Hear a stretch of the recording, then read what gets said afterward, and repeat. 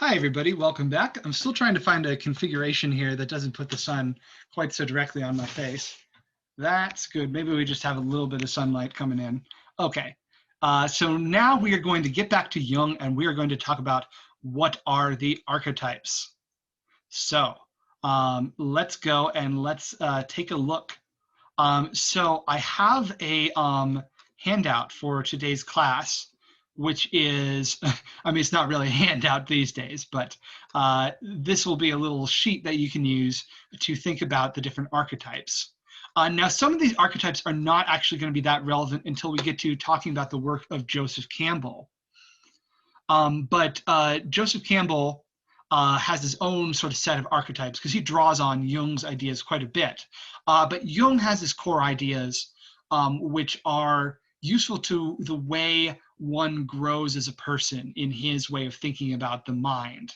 And so we're going to look at each of these. They are the shadow, the anima/animus, and the self. I like to say ideal self because that clarifies it a little bit more. And we'll go through each of these in turn. Jung, if he's listening to your account of your dream, he'll go through and he will find things in your dream that fit into these categories. And we're also going to talk about this idea, the idea of a persona, because that's also important to the way Jung thinks about things. It's not quite an archetype, or maybe maybe it depends on how you interpret it. Okay, so you can find this in today's content tab. So I am going to go over to back to the PowerPoint, and let's look at each of these archetypes. All right, so the first one is maybe the easiest to identify, and this is the shadow. The shadow knows what lurks in the hearts of men. The shadow knows what lurks within your own subconscious mind. And so Jung's definition of the shadow is any dream figure or mythic figure that represents something we have repressed, something that is sort of buried because we didn't want to talk about, we didn't want to think about it. And like Freud, Jung believes that these things are the sort of things that really hold us back as human beings and keep us from growing.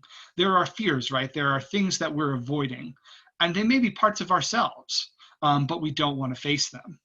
So it's important that the shadow is not evil, because it's not evil, it's just a part of the mind, but it appears scary to us. It's a kind of monster that only appears monstrous because we're running away from it. We've rejected it. We're afraid of it. And if we are able to turn around and actually face the monster, or at least to understand what it's all about, then we're going to find that monster goes away. We turn the lights on, and the monster does indeed turn out to be just a shadow. We're jumping at our own shadow. So Jung would say, if you find one of these figures in one of your dreams, then the trick is to think about what it means for you. What is the thing you're afraid of, and how have you been avoiding it? So when you recognize the shadow, you recognize what it represents for you, and it helps you reconcile with a part of yourself that you haven't been acknowledging. Maybe you're afraid of, being in a position of authority or something like that.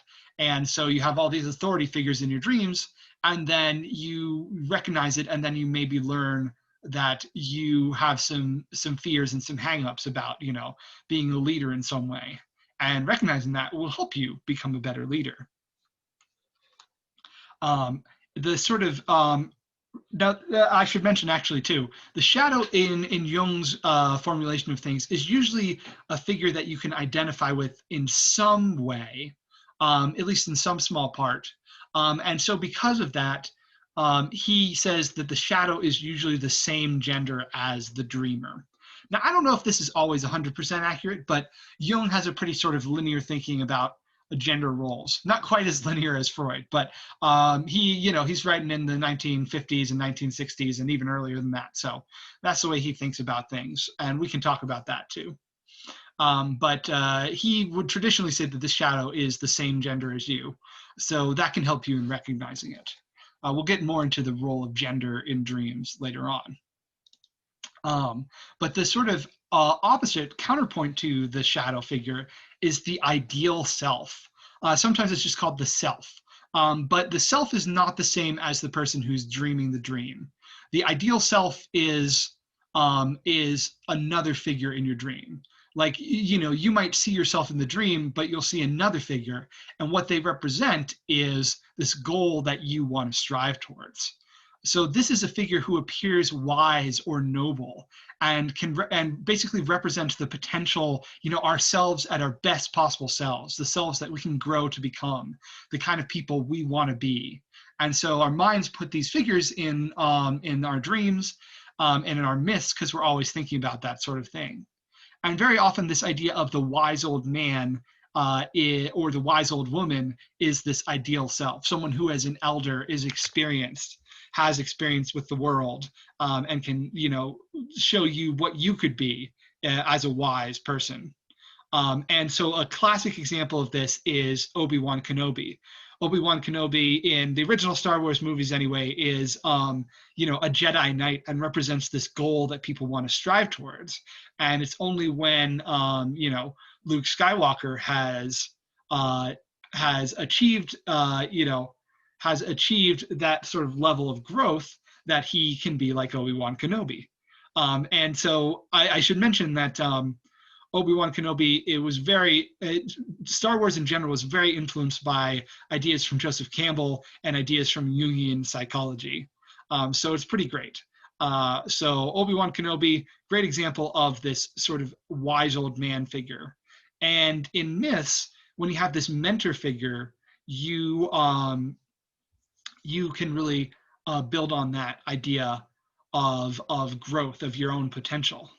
And so one way to sort of grow as a person by studying your dreams is to reconcile the shadow and the ideal self. When they start working together, when you turn the shadow self around, then you can basically become unified. You take the part of you that you've been repressing and you realign it so that it is joined up with who you want to be.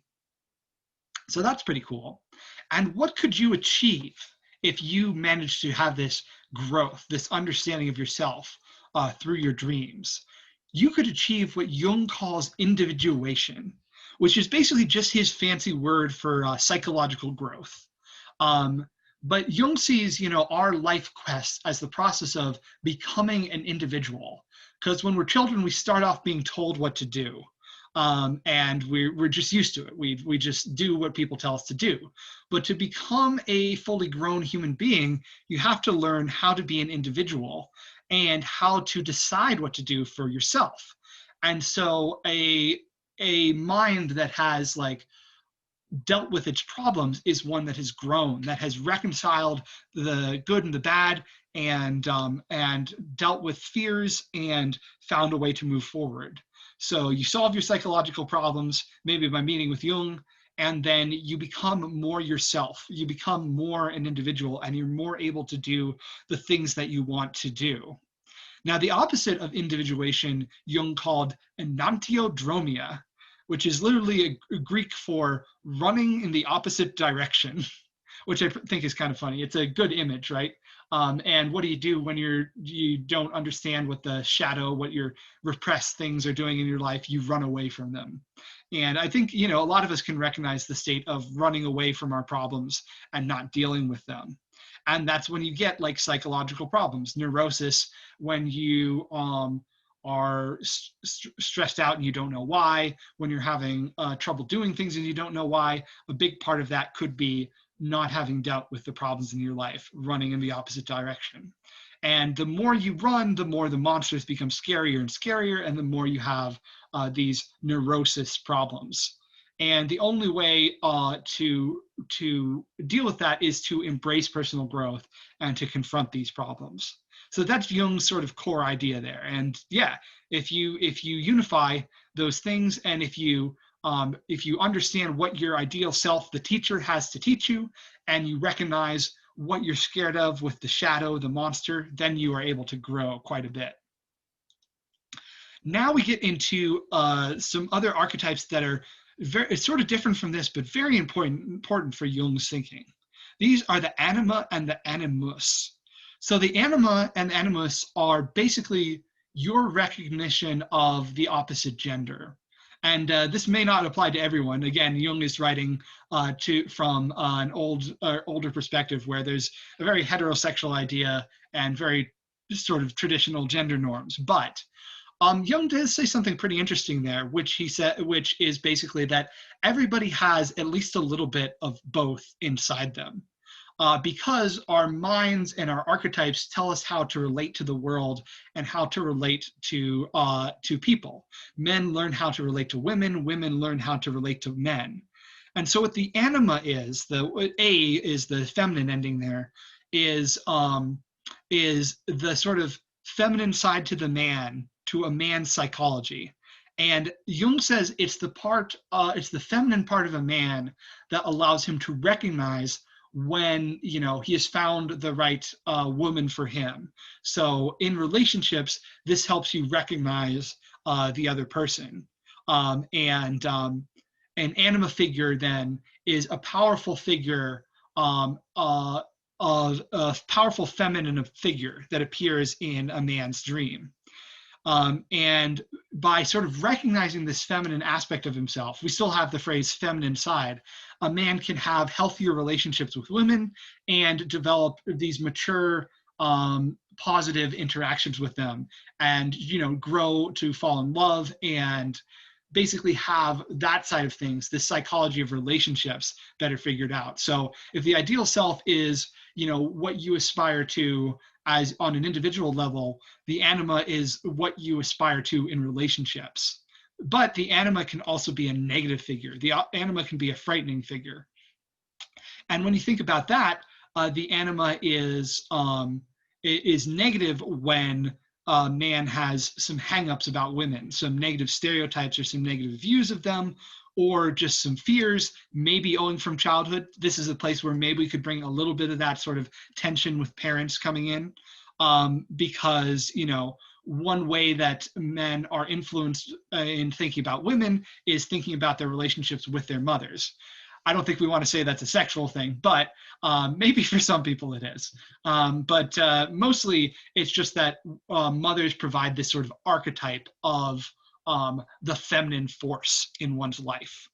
And so learning from that particular archetype that you have is very important. If you have a good relationship with the feminine archetype, then you can grow and have these good relationships. If it's a bad one, you can have you may have bad relationships and need to fix that. What do these sort of different forms of the anima look like? A positive anima figure might appear as a very beautiful goddess who comes down and blesses you with love or with some kind of blessing in some way. And we see this quite a bit in mythology. One of the great examples is goddesses appearing to mortal men in Greek mythology or Roman mythology. We have one with Venus. Venus, the goddess Venus, she's the goddess of love and sexuality. To the Greeks, she's known as Aphrodite. And in both versions of the story, Greek and Roman, she appears to this prince who's out herding some sheep, because princes did more jobs back then. And Chryses is out being a prince and herding his sheep, and then Venus appears to him, and she is the most beautiful woman that he has ever seen. Of course, she's the goddess of love, and so she seduces him, and then the next morning she reveals that she was a goddess, and he says, "Oh no, I hope I didn't offend you. I hope I didn't make you angry." But she says, "No, it's all good. I am going to bless you." And then so she disappears for 9 months, and then 9 months later she comes back with a kid, Aeneas, who is a great hero. So she blesses this mortal man with this heroic child. That's sort of the kinds of positive things that goddess figures might do, positive anima figures. Another ones I've seen, like goddesses who like teach the person how to do magic spells, or come into my enchanted castle and we'll stay there and enjoy ourselves. There's a lot of stories like that in mythology and in fairy tales. I think the princess archetype, the princess figure in or character in Prop's work, it seems to be very connected to this idea of the anima figure, as Jung would have it, this positive figure. Now, one of the problems with this is that it can kind of erase the actual role of women in mythology, right? If women are just an archetype, you know, maybe they don't get any personality. They just become symbols, as like Princess Helen does in the story of the Firebird. In other stories, they have more psychology. And then in some stories, they're the main characters. And we'll get into the woman's perspective in a second. But I do want to talk about negative anima figures. So what would a negative anima figure look like? Maybe something like a wicked witch, someone who curses you or tries to destroy you. There's a lot of evil women in mythology, and I think a lot of them could be described as negative anima figures who represent, you know, women trying to destroy the men. That's what the men may fear that women may do to them. So it's quite the dichotomy. Of course, one figure can be both. There's stories about women who present themselves as evil and ugly witches, who at the end of the day transform and reveal they were secretly beautiful all along, but they were just testing the man. And we can probably unpack the stereotypes inherent in that. But in terms of archetypes, what it probably stands for is going from a negative view of women to a positive view of women. And so that is growth when it comes to one's anima. But let's talk about animus figures. So animus is a woman's masculine side. So the US is a male masculine ending. So, Jung developed these ideas based on words for the soul in Latin. You have both anima and animus, but they mean slightly different things, and one is feminine and one is masculine. In Latin, I don't think they have this meaning. They more just mean, you know, soul versus life force. But here, he uses animus to mean a woman's masculine side. So it works the exact same way, that women have these understandings of men that they pick up from culture, from the collective unconscious, from their fathers too, definitely from their fathers. You may have heard people say, oh, I married my father. You know, people are influenced by how their parents affected their idea of what men are like. And again, the animus figure can be both frightening and benevolent. You can have positive animus figures and negative animus figures. So the animus at its best would be the ideal man, would be like this sort of perfect boyfriend figure. And for that, you might have something like Cinderella's prince as a benevolent animus figure. He doesn't have a whole lot of personality, but he's usually seen as good, and obtaining him, Cinderella is one of the fairy tales with the female protagonist. Attaining him is a symbol for her of victory, of personal growth. So that's the prince for you. And he doesn't really have to have a whole lot of personality because he's just serving that role. But usually a story that has a positive animus figure will go out of its way to show that this is a good thing in some way. On the other hand, you also have negative animus figures. The story of Bluebeard, for instance. I don't know if this is a story that you guys have heard. You might have, might not. But the story of Bluebeard is the story of the woman who gets married to this rich guy, and his name is Bluebeard. And, you know, she's very happy. And Bluebeard says, you know, I'm only going to ask you one thing from our marriage, which is never go into the locked room. Now, that's a red flag right there. But that's the purpose of the story, is to teach you about that red flag. And so finally, her curiosity gets the better of her. You know, she does the things she's not supposed to do, interdiction, right? And so she goes into the room and she sees that in the room are the dead bodies of his 6 other wives who he murdered. So that would be a scary animus figure. And I think that story probably emerges because it expresses something in people's subconscious, like maybe you think you're marrying someone you want to marry, but how do you know he's not going to turn out to be a murderer? You know, something like that. And, you know, that's a real concern. I don't mean to downplay it. It's like, you know, there's some scary things about, you know, interactions between women and men. So how do you deal with that psychologically? You tell stories about that. You try to understand it. So a frightening figure like might be Bluebeard. He would be a negative animus figure who represents what women fear from men, and the ways women might be afraid of men. And there's a way in which this is tilted because there's a lot of reconciling yourself to less than perfect men throughout history. So there's a lot of work that needs to be done by this animus idea. And again, we see stories where a character moves from one to the other. The classic example has got to be Beauty and the Beast in the figure of the Beast. So the Beast, right? Beauty, whatever her name is, sometimes we want to call her Belle. She meets the Beast. At first, he appears very scary and frightening, and she doesn't like him, and he appears ugly and a literal animal and a creature. But then over time, she comes to recognize that he actually has something good about him, and she wants to pursue that good. And also, at least in the original Disney version, he grows as a person. He becomes more mature, and so he becomes a less frightening figure. And so what happens? He transforms from being this ugly monster into a beautiful, handsome prince. So we go from Bluebeard to Cinderella's prince, and they live happily ever after. So that would be, growth in relationship and in relation to the idea of men in general. But I also think we're wrestling with ideas of what to expect and how to encounter and interpret men in the context of relationships. And so Jung says the way to recognize anima and animus figures is to find figures who are the opposite gender of the dreamer. For the woman dreamer to find the men in the dream, and the male dreamer to find the women in the dream, to identify these figures. Now, like I said, Jung is assuming only talking about heterosexual relationships here. And, this is him coming from his time period and having his particular biases. So I think it's an interesting question, actually, because I think we all have archetypes of male and female in our minds. And these influence the way we think about what we want to be, what ideal selves we want to strive for.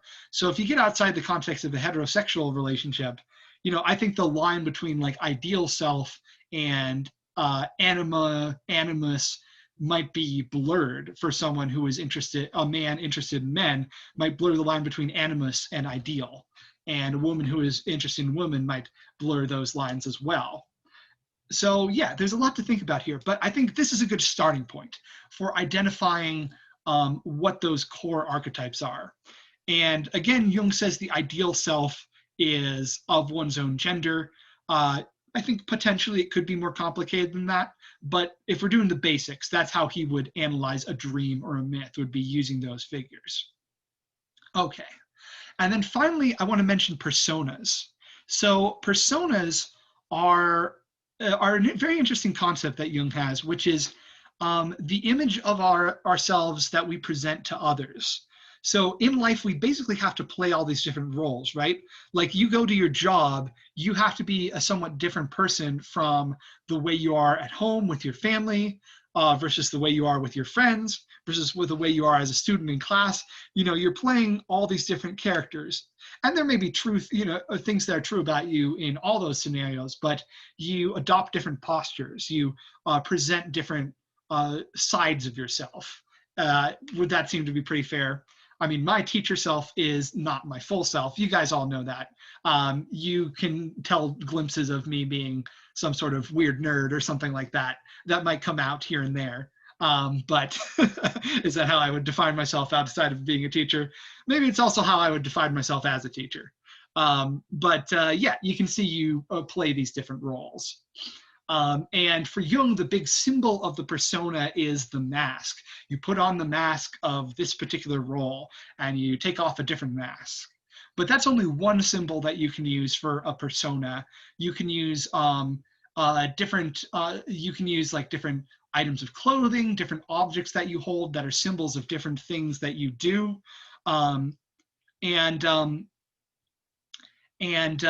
can even have a character be representative of a persona in some way if they stand for something that you some sort of role that you play, or you might want to play, or you might not want to play. If a character can kind of be aligned to that, you can treat them as a persona. They might also represent something about the shadow, something about the ideal self. So the lines blur here, but personas are a pretty important concept for Jungian ideas. And so if we look at what Jung might analyze in a dream, he'd look for figures that represent the shadow. He'd look for figures that represent the goals that we're striving for. He'd look for figures that represent women or represent men. And he'd look for figures that represent the different roles that we play in life. So his first act would be to understand the dream itself, to listen to the dreamer tell their own story of their dream, if there's someone who's sitting on his couch. Now with mythology, instead, what he would do is read the myth, but it's a pretty similar process. Now that said, when we're analyzing a story or a myth or a fairy tale, we have to go through an extra step that we don't if we're just listening to a dreamer tell the story of their dream, which is that we have to think about who is the dreamer. And we can actually look at a myth from different angles.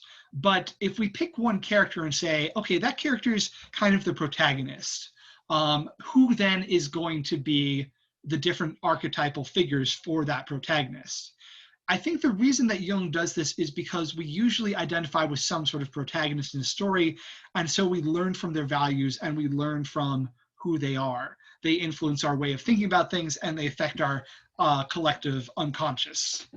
And you know, in our example of Cinderella, which I was just talking about, or Beauty and the Beast, I picked those young heroines as the protagonists, Beauty and Cinderella, respectively. Because they're the ones who encounter all these other figures and have these relationships to all these other figures. So that's why I said the Beast is an animus figure, because he's an animus figure for Cinderella. Now, the interesting thing is, once you've done the story one way, you can flip it around and say a different character is the dreamer. You can flip it around and say, okay, but what if we look at Beauty and the Beast from the Beast's perspective? Well, in that case, we have Beauty as the anima figure, and we might have Gaston as the shadow figure, you know, representing something that the Beast is trying to avoid being. In fact, actually, I think this is really useful for analyzing Disney movies. I think it would lead to a lot of interesting results. But you'll start off with one dreamer, usually the protagonist, and then if you want, you can see the different relationships between different perspectives in the story. So it's not quite as rigid as something like prop. On the other hand, we may be recognizing some prop things here. We said the princess / maybe some kind of prince for the male version. This seems to correspond really well to the anima figure. If we were to think about other figures that props ideas correspond to, the ideal self, maybe the helper figures. The helpers and the donors can represent, you know, someone comes along and gives you a piece of wisdom. Well, that's an aspect of yourself talking. And then the shadow is the monsters, the enemies, the villains, the false heroes. You know, the false heroes and villains are the big ones, I think, for the shadow. You know, the shadow might be you falling on your face, that's a false hero, or it might be the monster you don't want to be, which is more like the villain. So that all is some pretty interesting relationships. I feel like all these different authors are trying to talk about some of the same core things when we analyze mythology. But Prop goes about it one way and Jung goes about it another way. But let's get at least one example of analyzing a dream. So right now we're not going to dig so much into analyzing myths. Right now we're going to talk about analyzing dreams. And we'll do some more on Tuesday of both. But this is from Jung's Man and His Symbols. And again, there's some old-timey gender norms right there. But Jung tells a story of a dreamer that he psychoanalyzed at one point. So let's listen to this story and let's see what, just as an example, what sense we would want to make out of it. Okay, so the dreamer says, or actually Jung says, the dreamer was a man aged 48 who tried to live very much for and by himself, working hard and disciplining himself, repressing pleasure and spontaneity to a far greater extent than suited his real nature. And this is on page 618 of your book, by the way, if you want to follow along. So the dreamer tells his story. I owned and inhabited a very big house in town, and yet I didn't know all its different parts. This is in the dream. In the dream, I owned and inhabited a very big house in town and didn't know all its different parts. So I took a walk through it and discovered, mainly in the cellar, several rooms about which I knew nothing, and even exits leading into other cellars or into subterranean streets. I felt uneasy when I found that several of these exits were not locked and some had no locks at all. Moreover, there were some laborers at work in the neighborhood who could have sneaked in. When I came up again to the ground floor, I passed a backyard where again I discovered different exits into the street or into other houses. When I tried to investigate them more closely, a man came up to me laughing loudly and calling out that we were old pals from elementary school.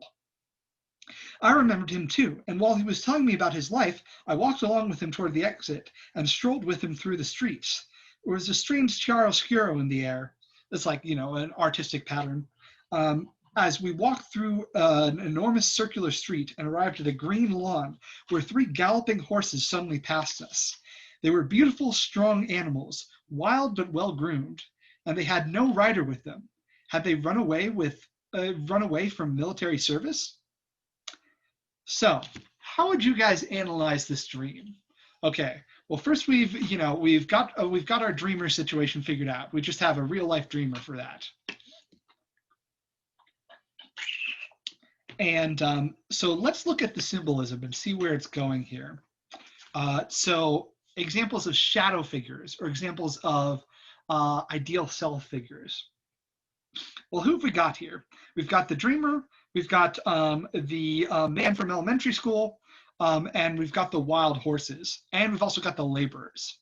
Ideal self, that's going to be a figure of same gender who is a positive figure. And I think we can make the case for the dreamer's childhood friend. This is a guy who represents something positive to Jung. The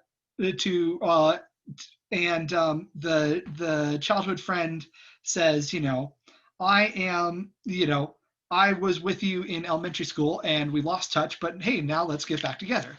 That's a positive figure. So it doesn't always have to be Obi-Wan Kenobi per se. So Jung says that the dreamer is experiencing some joy in talking to the childhood friend about his life. Then we have the other figures. We have shadow figures. I would say the wild horses are shadow figures. They have no rider. I mean, they're beautiful and strong, but they're wild. And it seems like they've run away. They've run away from military service and they have no rider. They seem kind of uncontrolled and they're galloping past. I think there's a good case to be made that they're the shadow because they represent something that is uncontrolled and maybe potentially dangerous. But on top of that, we also have another shadow figure, which is the laborers. That Jung says that the dreamer was afraid. What was the dreamer afraid of specifically, right? The dreamer has this enormous house and is afraid of people getting in. These laborers who are sort of uncouth and not refined, they could get in and cause some trouble, and it makes him uncomfortable that his house is just open to whoever. And so this represents a fear of something sneaking in and causing harm. So the dreamer is afraid of something sneaking in and causing him harm, and he's afraid of something uncontrolled. And then he meets this childhood friend who represents, happiness from childhood, basically. And so how would we analyze this dream? How would we tell the dreamer, what he should do with his life? I think one way of interpreting this is, and this is how Jung interprets it, is this person obviously personifies another aspect of the dreamer himself, an aspect that had been part of his life as a child, but he had forgotten and lost. It often happens that a person's childhood qualities, for instance, gaiety, irascibility, sort of free, spontaneous childishness, or perhaps trustfulness, suddenly disappear, and one does not know where or how they have gone. It's such a lost characteristic of the dreamer that now returns from the backyard, as if to say it was there all along, and tries to make friends again. This figure probably stands for the dreamer's neglected capacity for enjoying life and for his extroverted side. So this is saying, you know, if if uh, if he gets back in touch with his friend, he can have a happier life. Which is saying, get back in touch with the part of himself that is spontaneous and free. And if we remember the dreamer's psychology, this is someone who is very serious and very hardworking and very, you know, I must always get things done. And so that's the aspect of his life that he's lost and he needs to regain to be a psychological person, a psychologically full person. And what is he afraid of? When Jung goes on to say, when he strolls with him in the street, the horses break loose. The dreamer thinks they may have escaped from military service, that is to say, from the conscious discipline that has hitherto characterized his life. The fact that the horses have no rider shows that instinctive drives can get away from conscious control. In this old friend and in the horses, all the positive force reappears that was lacking before and that was badly needed by the dreamer. So the horses are running away, which is bad, but if you interpret it from the old friend giving him this spontaneity, it's good. So really, these are the same thing, and Jung is finding a way to reconcile them. And I think the same thing is going on with the laborers, that there's a fear of something maybe buried within him that is causing him problems, that the dreamer knows that he has repressed something and he has to deal with it. And there's another little wrinkle here, which is that who was this dreamer? It was Jung himself. So this is Jung analyzing his own dreams. So he's definitely somebody who would know about repression and know that he was repressing things sometimes. I can imagine that Jung was a pretty hard worker and very deliberate about the things they did, but this is him. He didn't come out and say it, but later his autobiography confirmed it, that this dream he was analyzing here was his own stress dream about how he wanted to be spontaneous, but he was afraid of letting go and letting those horses get too wild and rowdy. And I think there's a particular thing that really makes me think, like, wow, this is Jung's mind here, which is he dreamed about this enormous house with so many rooms where he didn't understand what was in all the rooms. And he's worried about things that can sneak in that he's not aware of. And what is this except Jung thinking about the subconscious mind, this guy who has studied the subconscious mind, dreaming about the way the mind works. And so he is aware there's so much in his mind and he's afraid of what's down there. But he's realizing by analyzing the stream that it is a positive force for him and it can do him a world of good and allow him to get back in touch with his childhood playful side. And I actually heard a story that later in life, when he was an old man, Carl Jung deliberately thought about what had been important to him as a kid, which was like building things, playing with blocks, making castles out of stones. So Jung built himself like a stone house on his property, a little stone sort of office, you might say, where he did a lot of his work. He brought him a table in there and he just had fun building the whole thing and wrote about what a good time he had. So that's an example of Jung trying to recognize what's needed is this kind of spontaneity in his life, and recognizing the importance of his childhood side to being his ideal side, to being the kind of person he wants to be. So yeah, that's an example of how we might do a Jungian analysis. We'll talk about more on Tuesday, and we'll also talk about how to apply this to some myths and stories. So I think that'll be pretty fun.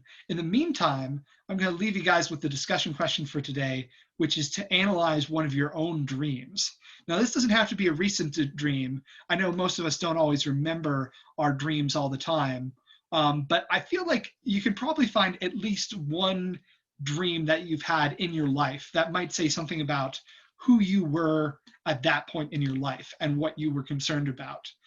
If not, maybe you can analyze somebody else's dream, but I bet you can come up with something. And I will look forward to seeing what you guys get out of your own dreams and how you would psychoanalyze yourself as Jung did here. All right, see you in the discussion.